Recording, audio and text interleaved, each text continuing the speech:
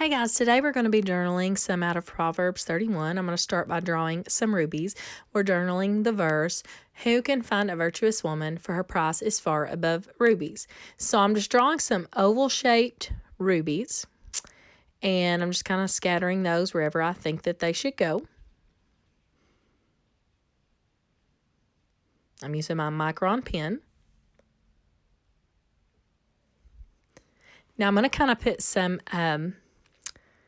like a frame around it, almost like, on a ring, how it would have a little frame. So I'm drawing like 2 little circles together, drawing 2 more together. I'm just going to do that all the way around the frame, just kind of put some little circles.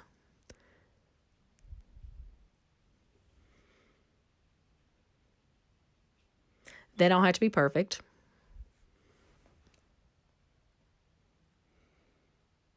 I like doing them in twos. I don't know why. It's like one is going one direction, the other one's going another direction. It's kind of what I'm doing, like one facing left, one facing right. Did that all the way around.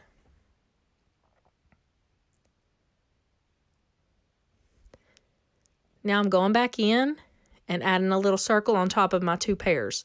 Just a little circle on top where it needs some more. Kind of looks like little jewels around it. I did that all the way around the frame and just kind of filled it in.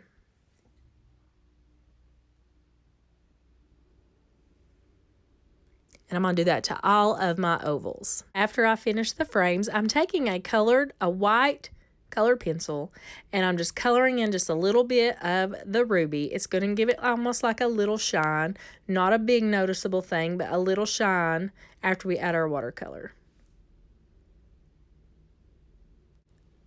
I'm going to use a red watercolor, and I'm just going to get some water in there, and I'm just going to paint my rubies red on top of that colored pencil. And that colored pencil is a little resistant to the watercolor, so it gives it almost like a little white shine in just a few places. It's not real noticeable, but it's a little bit. I'm just going to go through and paint all my rubies. If I get out of the lines a little bit, I'm not worried about it. I'm going to add gold in those little circles around the frames. So I just did that for all of my rubies there. And so I just paint all those rubies with the red. And next I'm going to add the background. I'm going to use a little bit darker red. And I just painted the entire background with red. That wasn't my first plan, but I went with it because I thought, well, rubies are red and it'll be pretty on this background.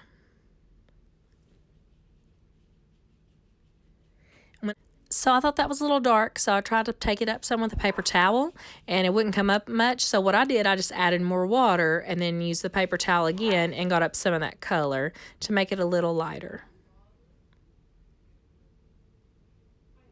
And that works well with watercolor. You can always take that color up a little bit and make it a little lighter, adding a little water and just pulling it up.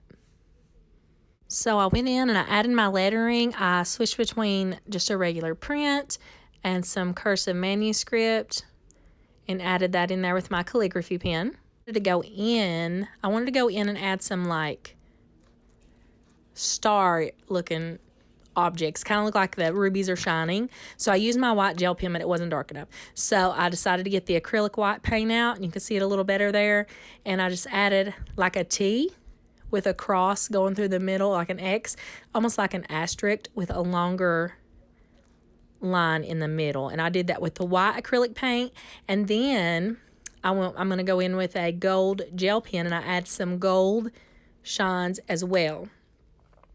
And I forgot to record this step, but I did do the frames with gold. You can see there, I actually painted that with gold acrylic paint, but you could use your gold gel pen. And I went around those little circles I put around each ruby, and I colored those in with gold, and I forgot to record that step.